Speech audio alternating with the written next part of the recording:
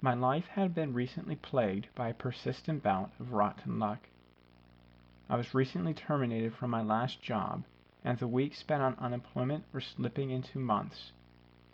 Despite the stacks of applications that I had filled out, and every credit card that I possessed had been maxed out to its limit, bitterness and self-loathing had poisoned every fiber of my being, and left me with an inescapable melancholy that I was starting to believe was incurable. My latest humiliation had been to dig through my wallet for spare change as a cashier fixed me with a plastered-on smile and an impatient line grew behind me, only to find out that I still didn't have enough money to purchase a meager amount of groceries. I headed to Woodharrow Park afterwards, a local secluded, sleepy stretch of land, to clear my head. The park was empty when I arrived, leaving me free to wander the paths alone and aimlessly.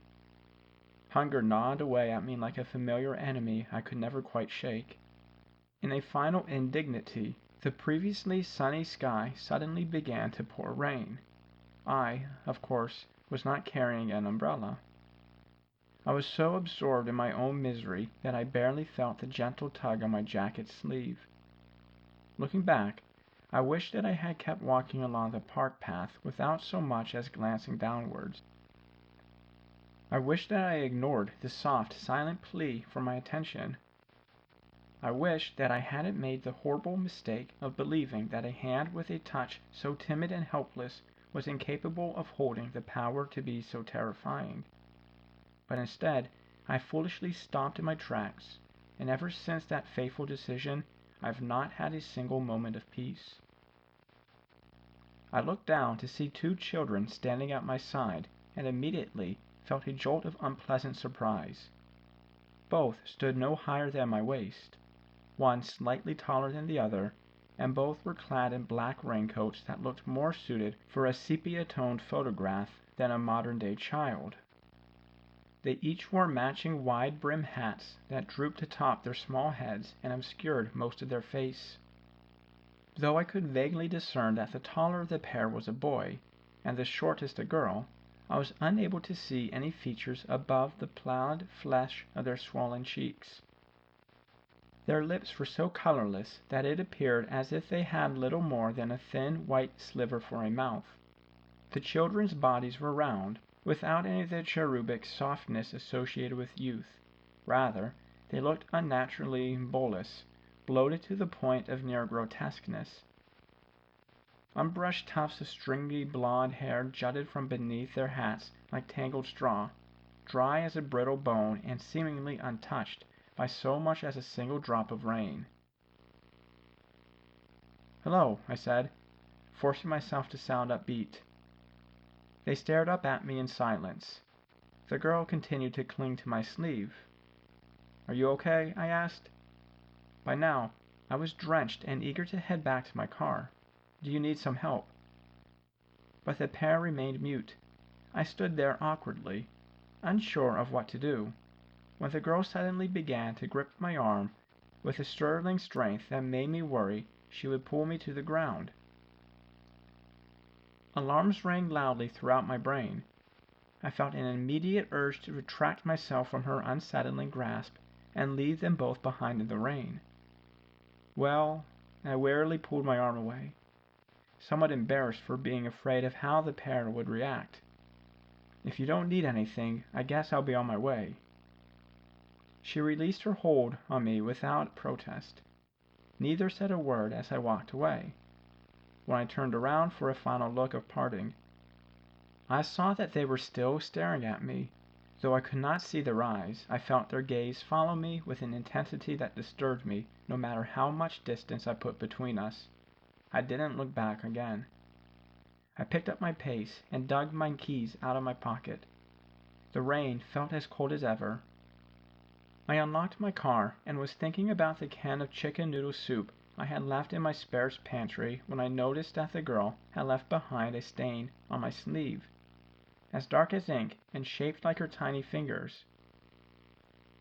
I wiped at it with my thumb, but the mark didn't budge. I sighed and looked up, only to nearly stumble backwards in a shock when I saw the back seat door open and the girl sitting inside. She'd removed her hat and was holding it in her hands, both of which were clean despite the mark on my jacket, with her head bowed and her knotted hair concealing her face like a curtain. "Hey," I tried to keep my tone from betraying how unnerved I was, and failed spectacularly. "What are you doing here?" She sat as wordless as before, tightly squeezing and twisting the brim of her hat, with such violence that I was certain she would rip it apart. I swallowed my uneasiness. "Look," as calmly as I could manage, "there's something wrong. I can't help you if you don't tell me what it is." I reached into my pocket and pulled out my phone. "Maybe it's better if I call the police and you can talk to them." My voice trailed off as I watched my phone screen flicker on and off before collapsing into a scramble of pixels and shutting down entirely. I stared agape at my reflection in the black screen as a terrible feeling of dread began to wash over me. When I looked back up, the girl was gone. In her place rested her hat. The hat appeared soaked, every bit as saturated with rain as my own clothes were. But, unlike the jacket and jeans that clung to my skin and chilled me to the bone, the hat didn't feel wet when I picked it up with a trembling hand. It was dry to the touch, even as I watched beads of rain drip from its brim and onto the car's upholstery.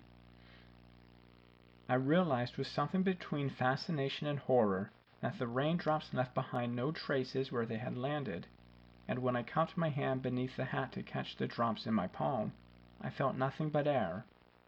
Furthermore, the back seat was completely dry. There were no damp footprints, no water spots, nothing at all to indicate that a girl wearing a coat glistening with rain had been just sitting there a mere second ago. I turned to fling the foul thing into the parking lot, and gasped out loud when I saw the boy standing only a few feet away. "She forgot her hat," I said dimly, my heart thundering madly in my chest. My mind screamed at me to jump into the car and to drive off as fast as I could, and never to come back to Woodharrow Park again. But it was that same fear that left me rooted to the spot, paralyzed and helpless, even as the boy stepped ever closer toward me. "Stop it!" I began to scream, but my tongue felt too thick to form the words. The boy lifted his hat. A burst of darkness erupted in my eyes, blinding me as a hellish symphony assailed my other senses. I could neither see nor move as I felt insects scuttling behind my eyes and scales slithering inside of my skull. The vile taste of putrid water filled my mouth as the deathly scent of rot flooded my nostrils. Final breaths rattling in dying throats, drowning bodies thrashing in water as they sank, screams of agony so shrill that they sounded inhuman. I heard them all, and many hideous more. I stood frozen in the terrifying darkness as the rain furiously splashed at my flesh like cold blades, unable to weep or let out a watery cry for help. Suddenly, I felt someone grab hold of my hand and pull me free from the loathsome trance just abruptly as I had been consumed by it. My vision returned, and I saw that I was now alone. Even the girl's hat had disappeared. I dove into my car and sped away from Woodharrow Park. The sky grew clearer with every mile. When I got home, I peeled off my wet clothes and climbed into the shower. I sat there beneath the hot spray, immersing myself in the steam and the warmth, and jumped out the instant I turned cold. I dried off and crawled into my bed, burying myself beneath the blankets as my mind raced with the nightmare I had just endured. I wondered if the children, whoever they were, had somehow been drawn to the despair I felt as I walked through the park. Perhaps my hopelessness and sorrow had served as a miserable beacon, guiding them towards me and leaving me vulnerable to their presence. There was one thing I knew for certain. It was the girl who had rescued me. I'd known it the second I felt her small hand touch mine. I realized now that she hadn't climbed into the car to frighten me. She had only wanted me to stay with her in the park.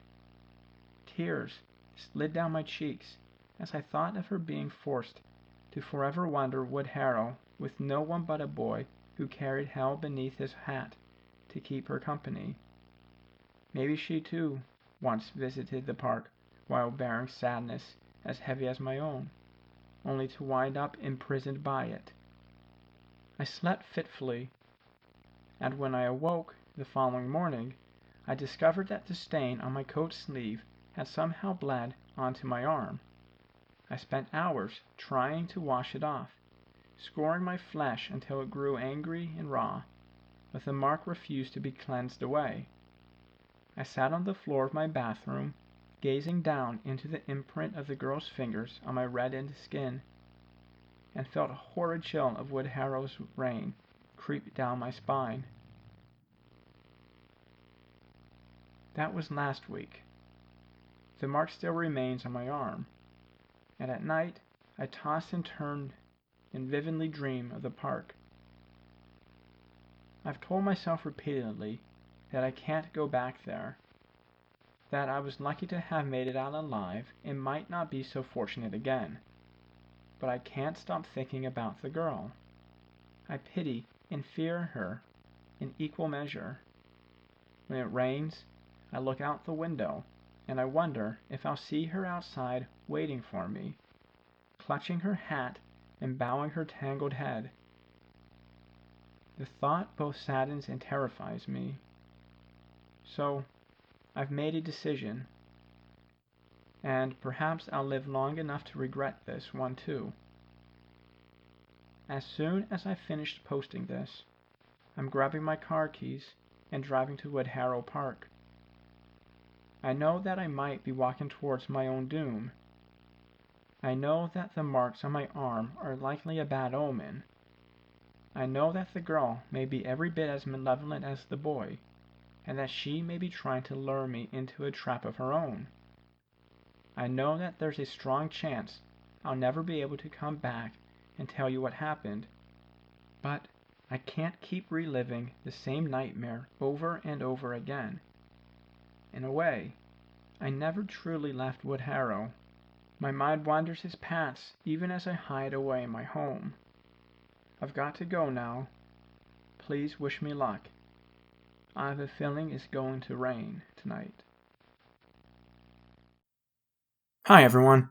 Thank you so much for checking out this episode today. I appreciate it very much. YouTubing is something that's totally brand new to me. It has and it will certainly continue to be a learning process, but it's my goal to produce videos that you'll enjoy, videos that will scare you hopefully just a little, and videos that you'll be able to learn something from. That said, if you have any suggestions for my improvement, please let me know. I would love to hear them. And also, feel free to email any original stories that you have to theouterlimitofficial@gmail.com. And lastly, if you don't mind, please go ahead and like this video and subscribe to this channel. I would truly appreciate it. Thanks. Catch you next time.